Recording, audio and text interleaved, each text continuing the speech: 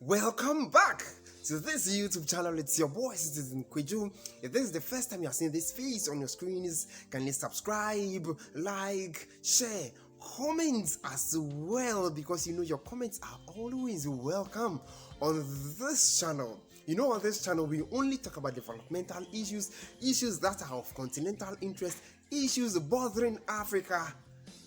Look, we need to develop. We need to change that mindset, that perception about Africa that we are poor. I keep on saying that the land of Africa is not poor. We those managing the affairs of this land, we are the people who are not being able to manage it, and that's why we are being considered as poor. There is an issue that we need to talk about. It is happening in most parts of Africa, and I think there is the need for people like us who are citizens to talk about it, and that's what I am here to do this morning. I was roaming through the streets of Accra, not the principal streets of Accra, no. Some suburbs in Accra, communities in Accra.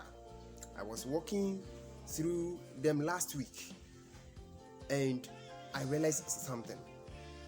Many years ago, when town and country planners or even communities were developing, they set aside football fields, they set aside playgrounds, they set aside market squares, village squares where they will be having funerals and parties and all that. Even when people were building their own houses, they leave certain spaces around, But few years now, I don't see those things again. And I was asking myself, what really is the problem? You walk through Accra, suburbs of Accra, and I said this is happening in most parts of Africa. And football fields that are left for youth to play, to have their football matches on. Market squares that are left for market women.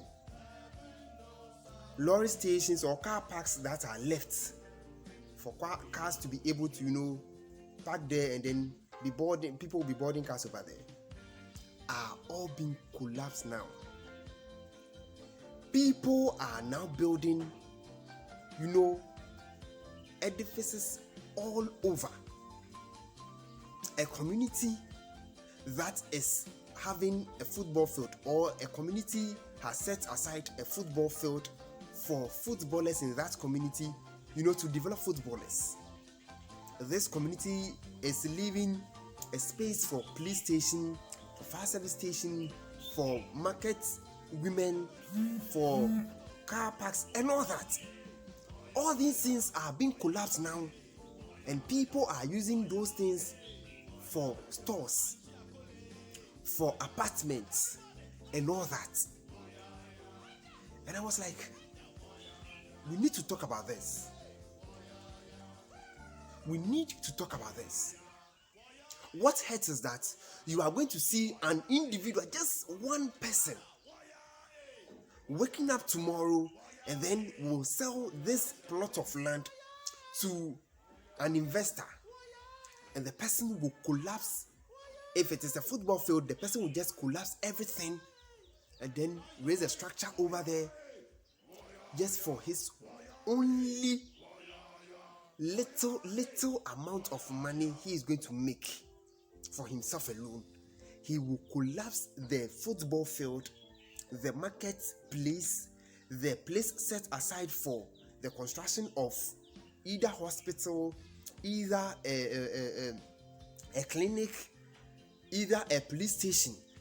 These investors will just collapse the thing and then build over there, and then we'll be renting the apartment or the store to people. And if we live in a community, we live as a people where we just do not think about the future, it is really hurting, because I just do not get it why just an individual, just one person, just one person, out of his own greediness, will sell a land which is supposed to be a community land, to an investor, and the person will collapse the football field or the place set aside for community, for the community, just one person will sell it to an individual to raise structures over there. And what hurts me so much is that most of these places set aside are football fields. So young men, young ladies who are in these communities, who want to, who has that talent as footballers, they don't have anywhere to train. They don't have anywhere to, polish their talents. And if we live in a community and in a country and continent where leaders are no more generational thinkers, you ask yourself, if our forefathers were so wise enough to set aside these fields, these places for recreational centers, as football fields, as markets place, as police stations and all that, and in this 21st dispensation, communities where we are living, the elders and leaders of these communities are failing to be generational thinkers, to be thinking about the generations which are going to come after them. Look, there's a need for us to talk about this. So what has greediness and quick money got into? You leaders always complain that the youth are, the ones engaging in quick money, fraud, and all that. But these same leaders, you are the same people killing talents. You are the same people selling lands which are supposed to be football fields, which are supposed to be marketplaces, which are supposed to be lorry parks, which are supposed to be police stations. You are the same people, as of your own greediness, selling those lands to investors, to individuals. And when they destroy those lands and the youth do not have anything to do you expect the youth to be sitting idle? I am in no way going to support any violence. I am in no way going to support any youth who is engaging in fraud, who is engaging in any dubious means of making wealth. I am never going to support. But if the foundation that we are supposed to lay for these youth isn't there, they will have no other options than to engage themselves in things like this, in fraud, in quick money, in things that are not supposed to be done. So leaders now, I don't know, we've sold our generation, our wealth, our everything to money.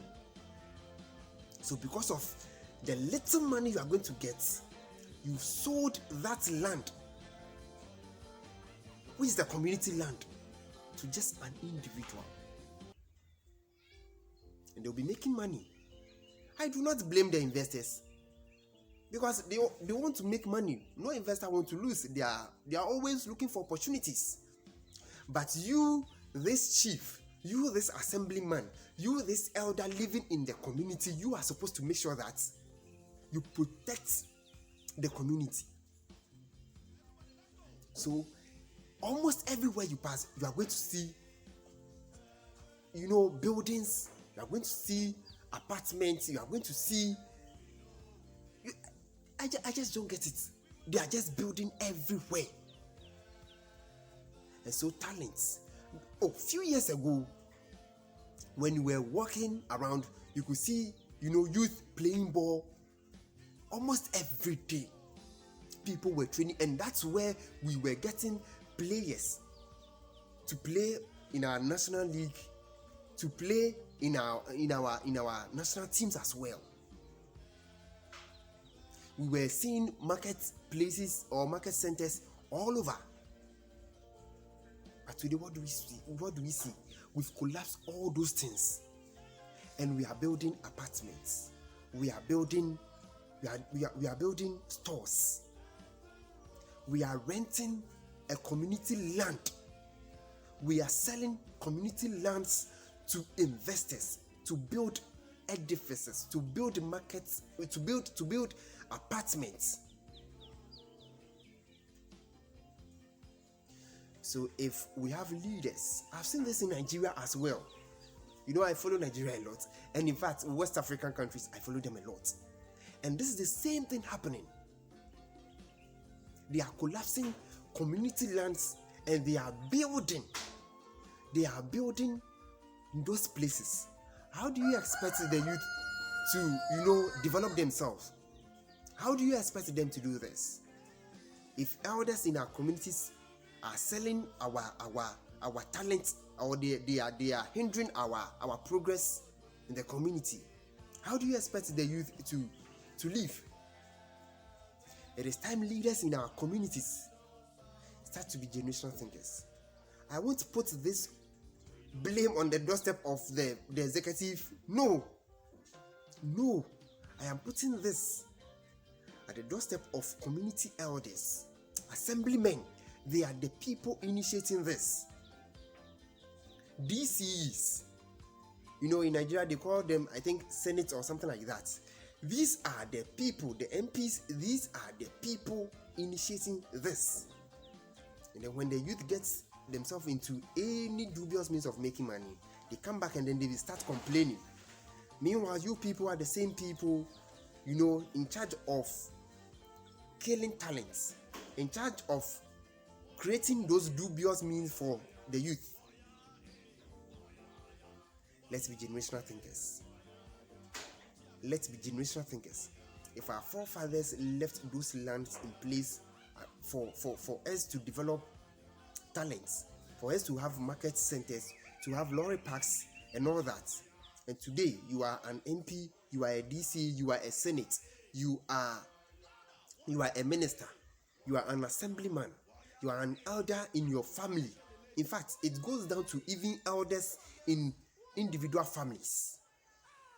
You sell the land which is supposed to help the community to just an individual. And you think you are a generational thinker. You are not a generational thinker. Think about this. Think about the future. Think about the youth. Stop selling the lands to individuals. Stop selling community lands to individuals.